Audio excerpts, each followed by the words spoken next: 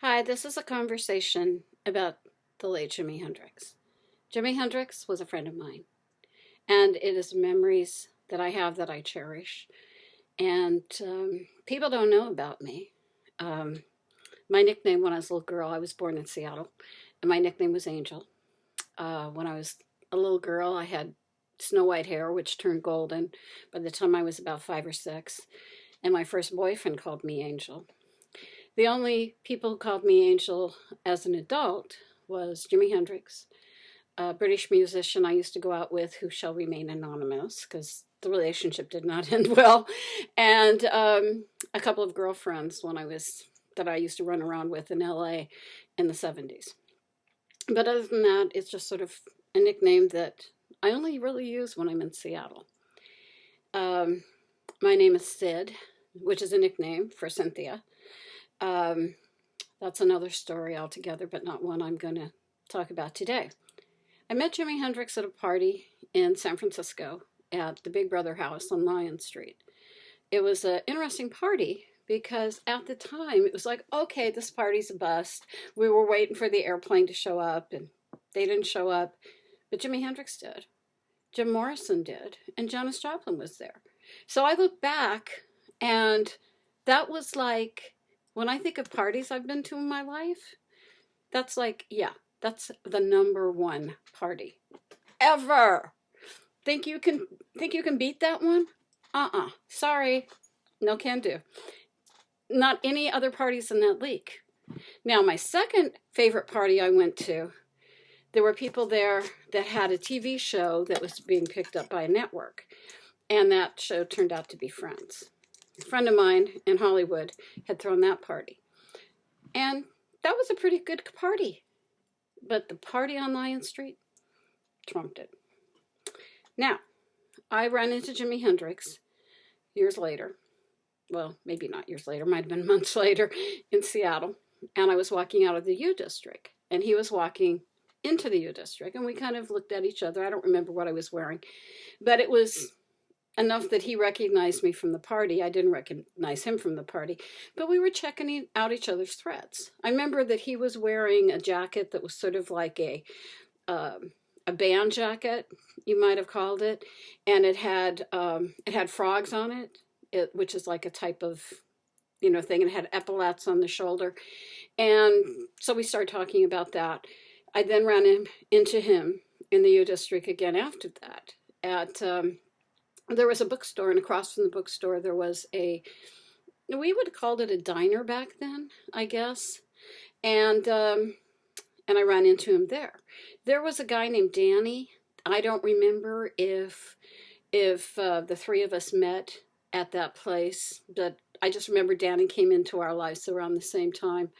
And then we used to hang out in Green Lake, which is it's part of Woodland Park in Seattle.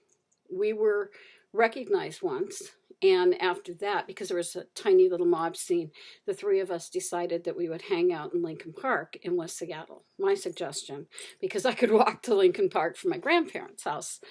And so we used to meet there. There was a place there that was known to three people, to Jimmy, to Danny, and me. And that we called it the rapping spot, because we'd go there and we'd just sit down, we'd shoot the breeze, and we'd rap, which had a different meaning back then than it has now.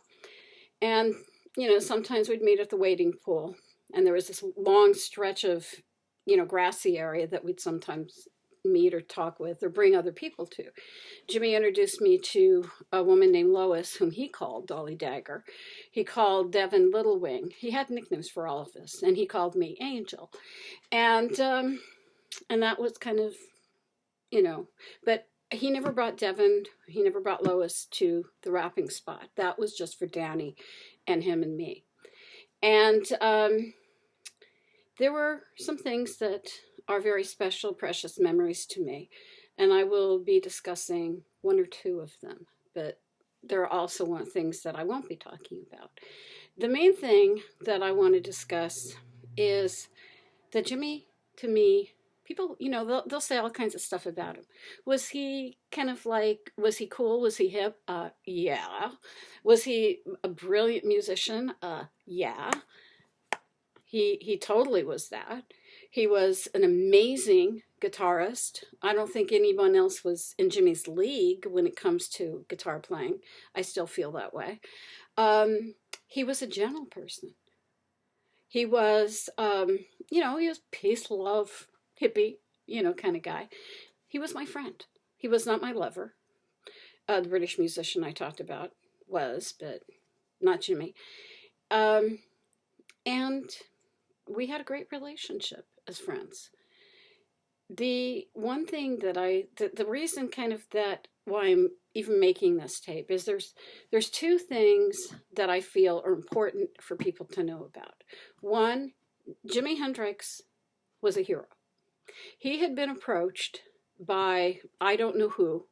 He would not tell Danny and me who had approached him. He had been approached to be a drug courier, to basically let whomever put drugs in his equipment and bring those drugs into this country. And the drug was heroin. And he said no to those people. He distanced himself from Danny and from me. The three of us at some point prior to this had decided not to let people know about Danny and me because, to be honest, Danny and I were selfish. We didn't want to share him. We didn't want people coming up to us and going, oh yeah, you're Jimmy's friend. Can you introduce me? That sort of thing. We loved the fact that we could sit with him in a little place in a park in Seattle and just have him all to ourselves. Yeah, I know we were selfish, but that's just too bad. That's how it was. And that's why my memories are so special to me and why you don't know about me. Because that was our decision. And he respected that. But before he had been approached by these drug people, the three of us had talked about it, and he was getting ready to kind of introduce us, to be shown with us in public, at, some besides at the parks. And so that people would know about Danny and me. And we were cool with it at that point. We had this great friendship with him. And then we were sitting in an alley in West Seattle one evening, and the three of us were doing what hippies do. Yeah. Oh, yes, we were. Tie stick. Yeah. And then all of a sudden, Jimmy pushes me on the seat. And then Danny pushes Jimmy on the seat. And Danny got shot in the shoulder because somebody was taking pot shots at us. And after that, Jimmy had dumped Danny off. He didn't go in with him, but he dumped him off in front of a hospital.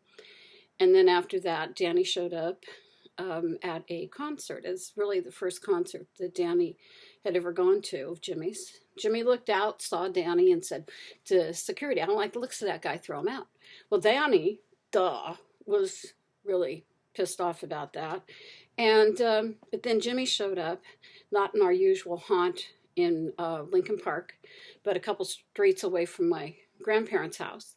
And he sat down with us, and he said that he wouldn't be able to see us anymore. But he actually left it to Danny and me to say, yeah, that's okay, that's cool.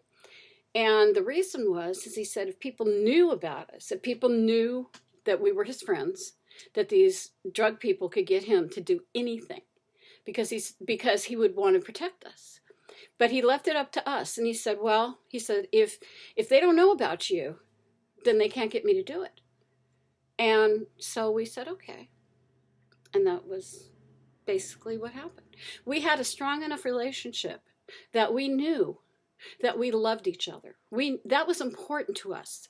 We knew that we had this amazing relationship and that we would always love each other. I will always love this man.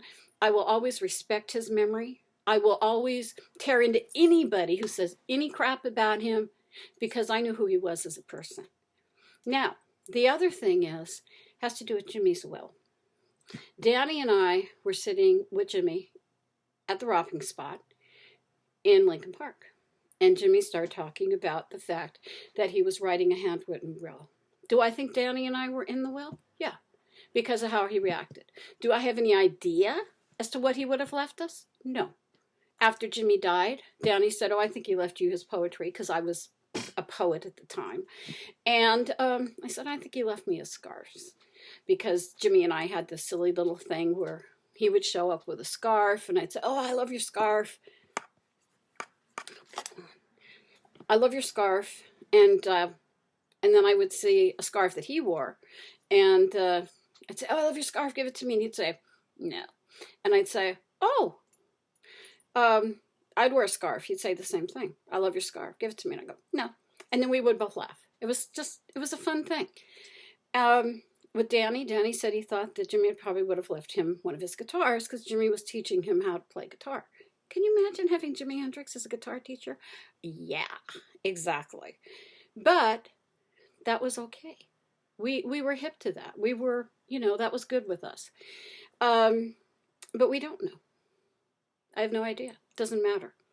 And because Danny looked at me and he said, well, there's one thing we have they can't take away from us. We have the memories. And that's true. And I know there's going to be people out there and they're going to say, oh, you're full of it because you didn't really know him because nobody knows about you. And where's your photos? There was actually one photo taken, might have been more than one. Whether there's a photo of the two of us together, I don't know. I know he took at least one photo of me, but I've never, ever seen those photos. It was like in an alley in West Seattle, coming back from Alki.